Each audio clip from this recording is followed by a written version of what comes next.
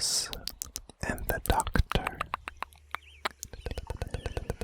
There once was a dormouse who lived in a bed of delphiniums blue and geraniums red, and all day long he'd a wonderful view of geraniums red and delphiniums blue.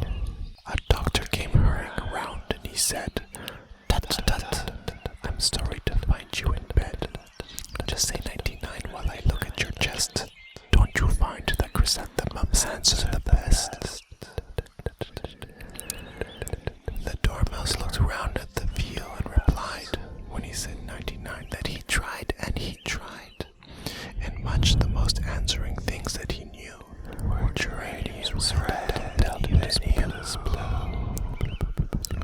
The doctor stood frowning and shaking his head, and he took up his shiny silk hat and he said, "What the patient requires is a change," and he went to see some chrysanthemum people in Kent.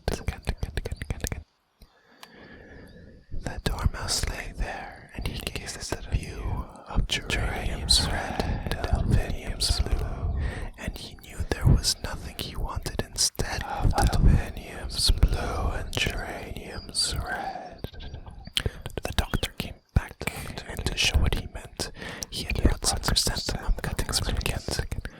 "Now these," he remarked, "give a much better view than geraniums red and delphiniums blue."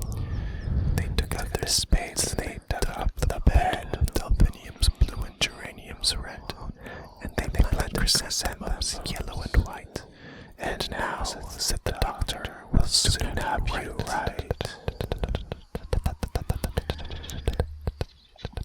The dormouse looked out and he said with a sigh, "I suppose all these people know better than I.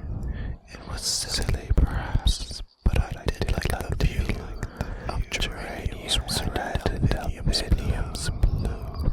The doctor came round and examined his chest and ordered him nourishment, tonics, and rest. How very effective he stood as he shook the thermometer all these chrysanthemums looked. The dormouse turned over to shut out the sight of endless chrysanthemums yellow and white.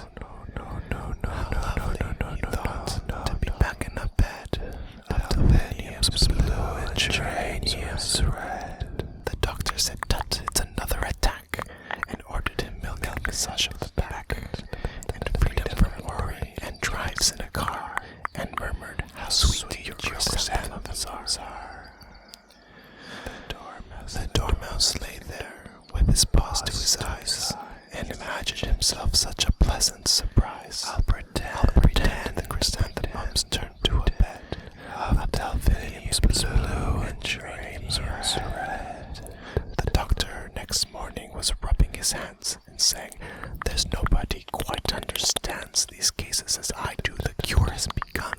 How fresh the chrysanthemums look in the sun." The dormouse lay happy.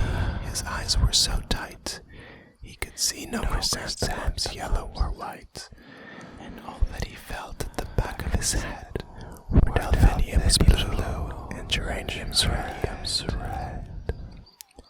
And that is the reason Aunt Emily said, if a dormouse gets in a chrysanthemum bed, you will find, so Aunt Emily says, that he lies fast asleep on his front, with his paws to his eyes.